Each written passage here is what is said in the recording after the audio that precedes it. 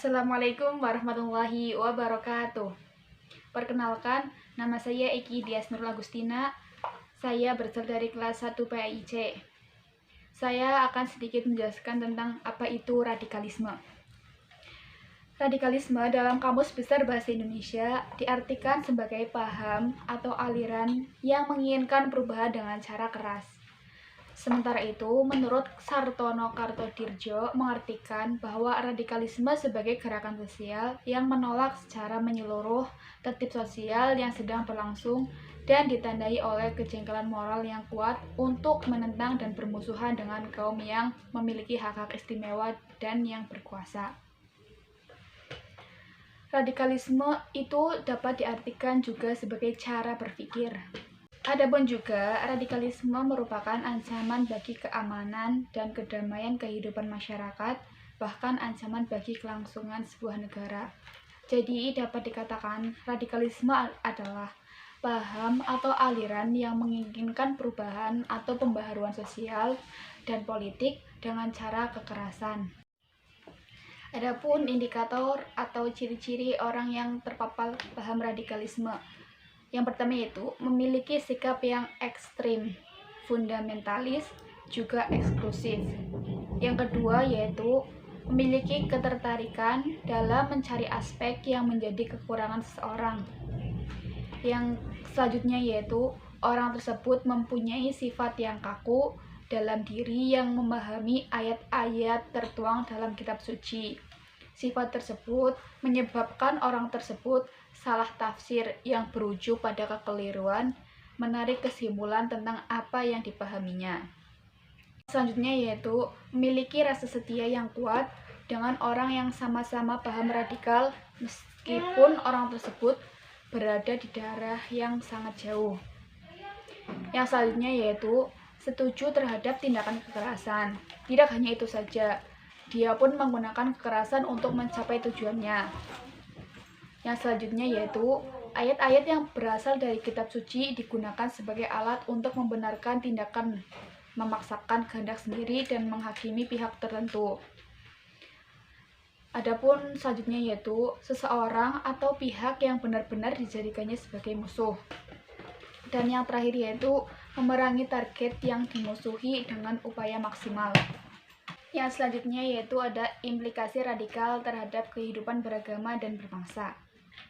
Dimensi konsekuensi atau dimensi sosial meliputi segala implikasi sosial dari pelaksanaan ajaran agama dan memberikan gambaran mengenai efek ajaran agama terhadap etos kerja, hubungan intrapersonal, kepedulian terhadap orang lain, dan sebagainya. Implikasi itu dapat dikatakan juga sebagai akibat atau dampak. Akibat atau dampak dari munculnya radikalisme agama juga dipengaruhi oleh pembelajaran agama yang bersifat doktriner, sehingga menghasilkan pengetahuan agama yang tidak matang dan hanya setengah-setengah dan bersifat tekstual. Hal ini mengakibatkan pemahaman agama yang kurang dan tidak sampai pada esensi beragama. Selanjutnya, pemahaman agama yang tertua dan fokus terhadap permasalahan sekunder adalah adanya cara beragama yang berlebihan dan memberatkan umat, juga mudah mengharamkan segala sesuatu. Pada kondisi yang lebih ekstrim, hal ini menyebabkan adanya paham yang mudah sekali menganggap orang lain kafir karena tidak beraliran paham yang sama. Adapun konsep pendekatan persuasif dalam menghalau gelombang radikalisme. Persuasif sendiri dapat diartikan sebagai suatu tindakan yang dilakukan untuk membujuk individu atau kelompok agar tidak terpapar ide-ide radikal atau melakukan tindakan radikalisme.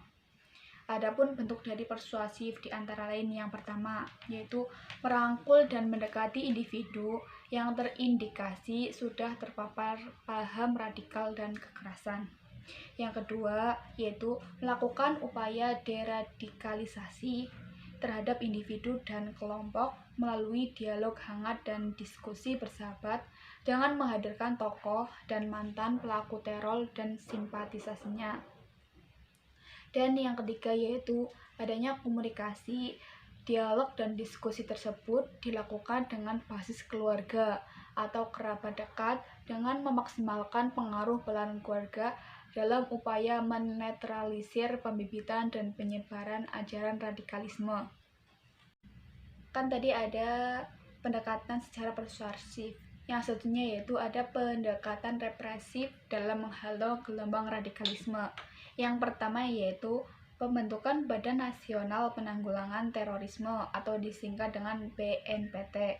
Dan yang kedua yaitu dengan cara melakukan penegakan hukum terhadap orang-orang atau kelompok radikal yang melakukan tindakan yang mengarah kepada radikalisme. Yang selanjutnya yaitu saya akan menerangkan tentang genealogi moderat. Apa itu genealogi? Genealogi itu sendiri memiliki arti membawa sifat-sifat keturunan, ilmu yang mempelajari masalah keturunan.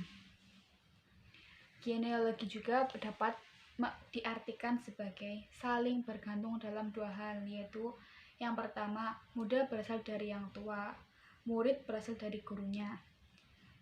Dalam Islam itu mempunyai genealogi moderat.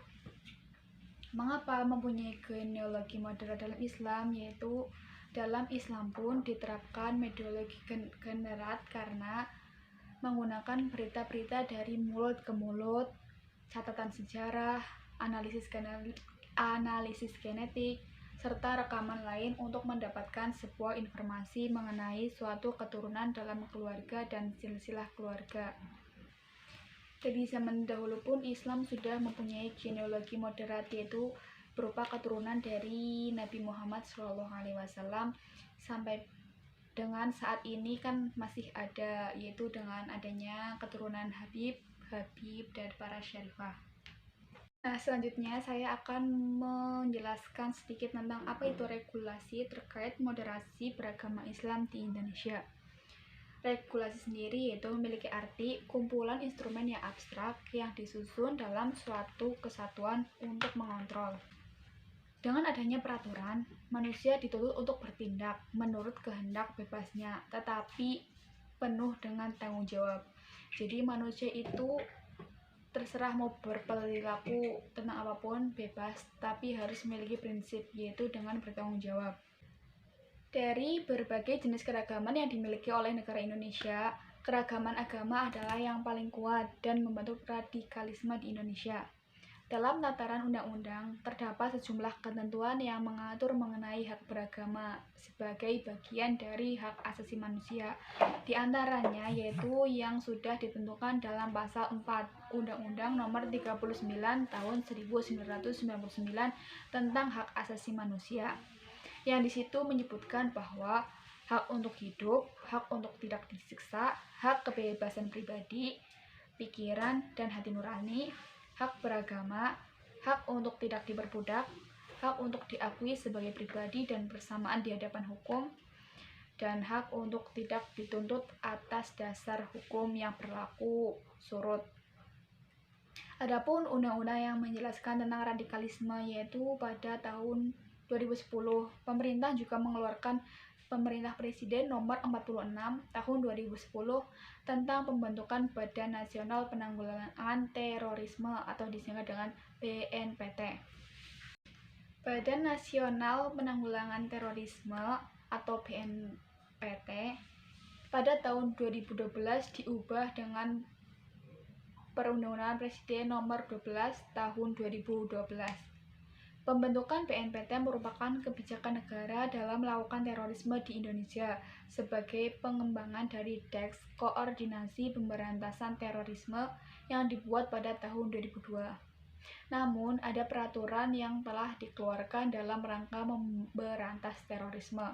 Menurut Abdul Wahid, pada rumusan pasal 6 Undang-Undang Nomor 15 Tahun 2003 tentang pemberantasan tindak pidana teroris sangat interpretatif dan sangat elastis, serta tidak jelas batas-batasnya, sebab belum melakukan tindakan pidana terorisme sudah mendapat ancaman hukuman yang berat. Adapun urgensi untuk mata kuliah pendidikan moderasi Islam pada lembaga pendidikan, yaitu yang pertama, memberikan dorongan dan nasihat yang baik kepada anak. Yang kedua, membimbing, melakukan pembiasaan pengalaman agama di lingkungan keluarga. Yang ketiga yaitu menerapkan reward atau punishment atau semacam seperti penghargaan dan penghukuman. Yang keempat yaitu memberikan keteladanan. Sebagai orang tua tentunya harus memberikan teladan yang baik bagi anak. Tidak mungkin orang tua akan memberikan teladan yang buruk kepada anak. Dan yang terakhir yaitu memanjatkan doa demi kebaikan dan kesolehan terhadap anak-anak. Sekian dari saya, kurang lebihnya mohon maaf. Apabila masih banyak kesalahan, mohon dimaklumi karena saya masih belajar. Akhirul kalam, wassalamualaikum warahmatullahi wabarakatuh.